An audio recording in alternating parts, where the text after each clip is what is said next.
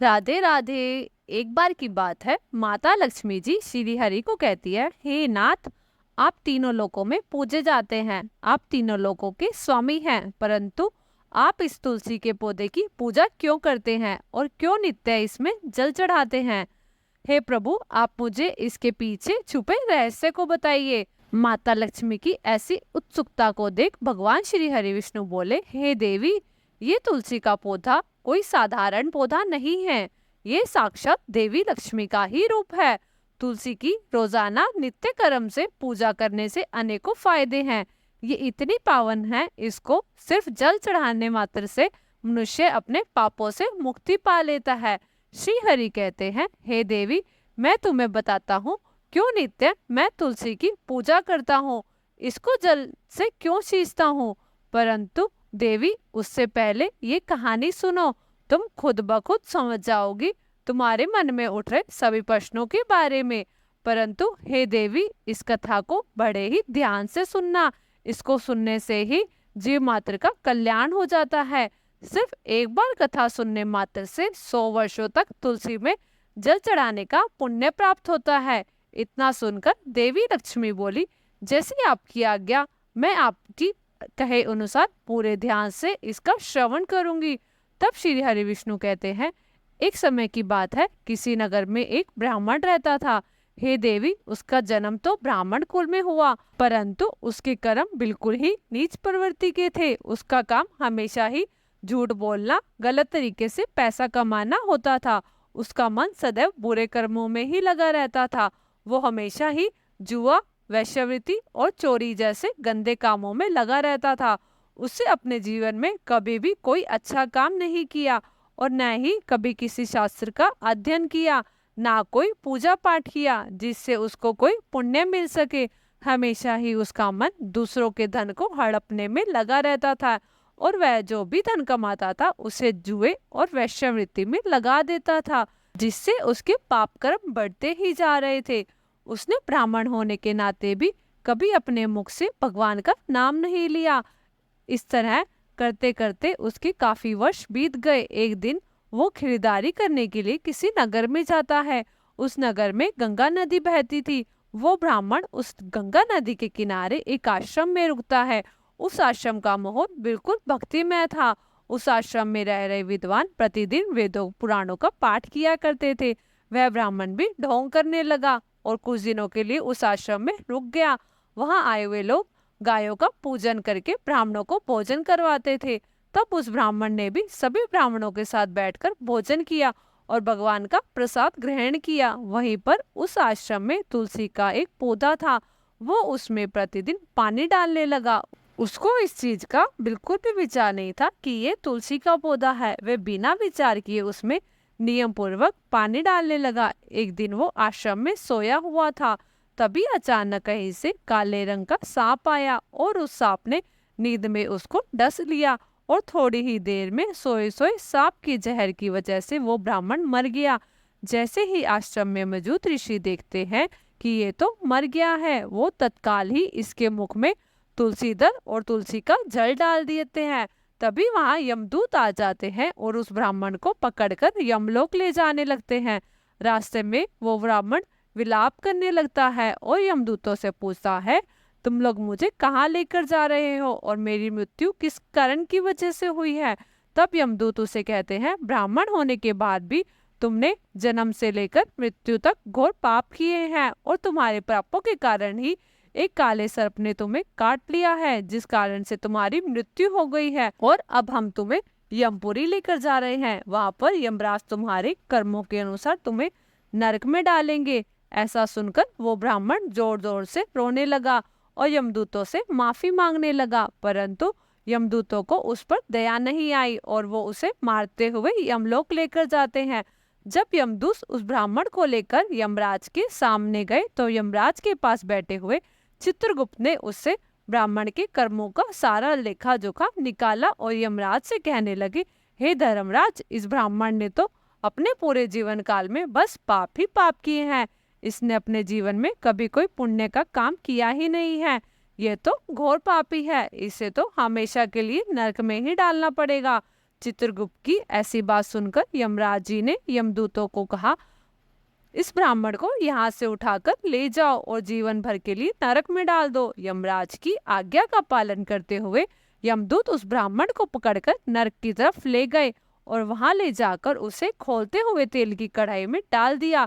यमदूत देखते हैं ब्राह्मण को तेल की कढ़ाई में डालते ही वो तेल एकदम ठंडा हो जाता है, जिसे देख यमदूत एकदम आश्चर्यचकित रह जाते हैं, क्योंकि ऐसा उनके साथ पहले कभी नहीं हुआ था। इससे पहले भी जब भी वे किसी पापी को इस तेल की कढ़ाई में डालते थे तो वो पीड़ा से छिटपटाने लगता था, परंतु जैसे ही इस ब्राह्मण को तेल की कढ़ाई में डाला तो तेल एकदम से ठंडा शीतल हो गया।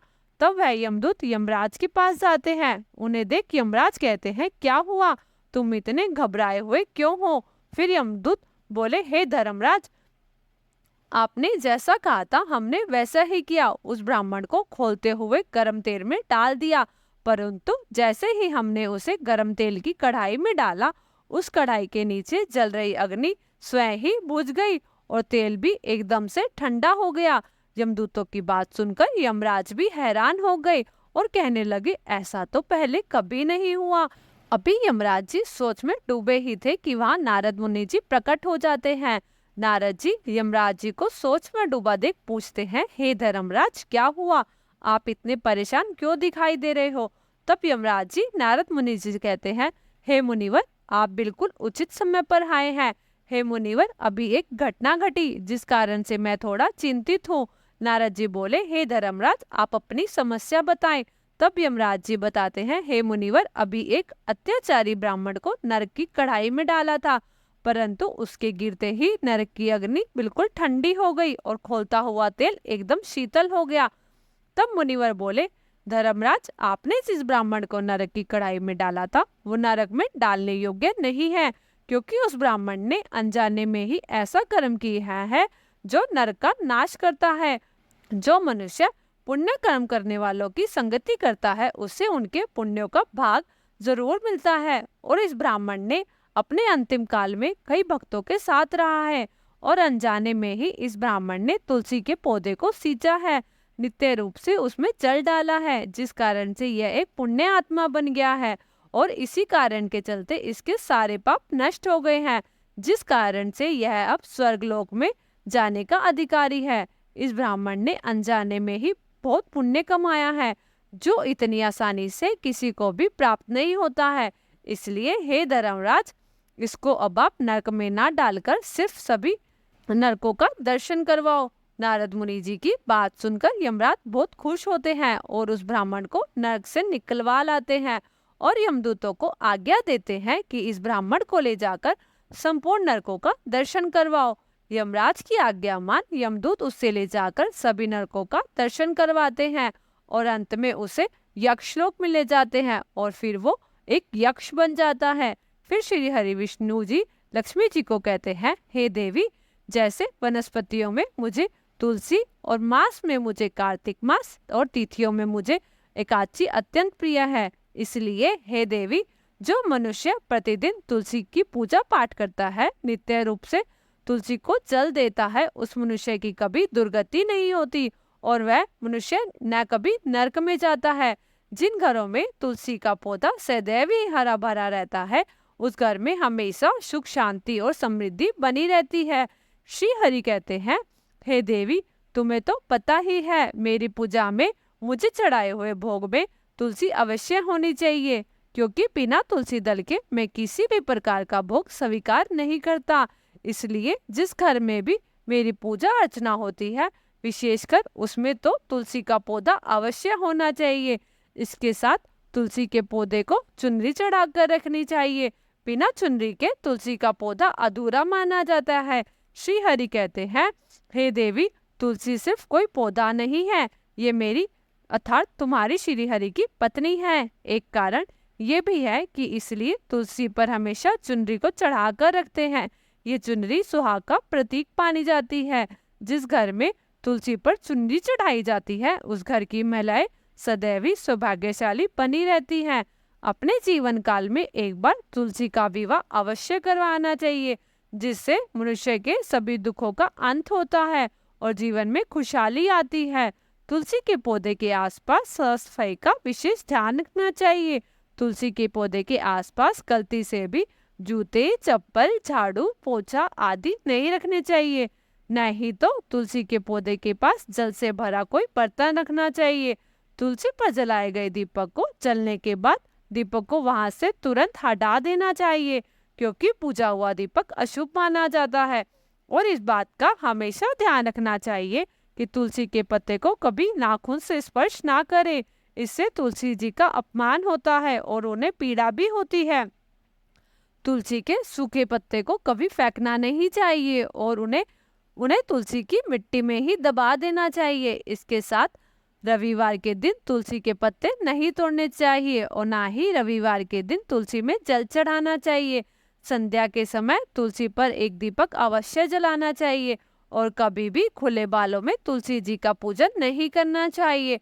हमेशा बालों को बांधकर ही उनकी पूजा करनी चाहिए। श्री हरि विष्णु कहते हैं, शास्त्रों के अनुसार मासिक धर्म के समय महिलाओं को तुलसी के पौधे में जल नहीं चढ़ाना चाहिए। नित्य तुलसी जी के दर्शन मात्र से ही मनुष्य को स्वर्गलोक की प्राप्ति होती है। तुलसी के पत्ते को कभी चबाना नहीं चाहिए। तुलसी का पौधा सिर्फ पूर्व या उत्तर दिशा में ही लगाना चाहिए।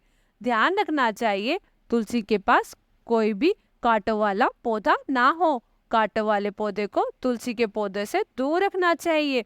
और वहीं दूसरी तरफ तुलसी के पौधे के पास केले का पौधा लगाने से उसका फल कई गुना ज्यादा हो जाता है, क्योंकि केले के पौधे में श्री हरि का वास होता है। तुलसी के पौधे में शालिग्राम जी को अवश्य रखना चाहिए। ऐसा करने से तुलसी जी का शुभ प्रभाव आप देख सकेंगे, क्योंकि शालिग्राम जी श्री हरि का ही रूप है, जो कि काले रंग के पत्थर जैसा होता है। तुलसी के गमले में शालिग्राम जी को रखने से घर की सारी नकारात्मक ऊर्जा खत्म हो जाती है। शालिग्राम जी श्री हरि का निराकार रूप है। इस प्रकार भगवान श्री हरि विष्णु ने माता लक्ष्मी को तुलसी के पौधे को जल देने का महत्व बताया और बताया कि घर में तुलसी के पौधे को किस प्रकार नियम पूर्वक रखें। दोस्तों, वीडियो पसंद आई तो हमारी वीडियो को लाइक करें और कमेंट में राधे राधे अवश्य लिखें और हमारे चैनल को सब्सक्राइब अवश्य करें। धन्यवाद। राधे राधे।